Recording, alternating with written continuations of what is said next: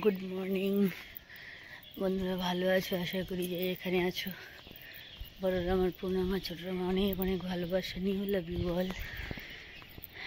উঠে গেছি ছাদে, বাইরে ঠান্ডা আছে, ভালো ঠান্ডা।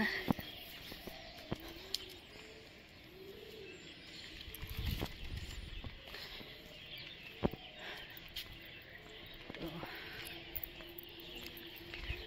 ওয়াকিং করার জন্য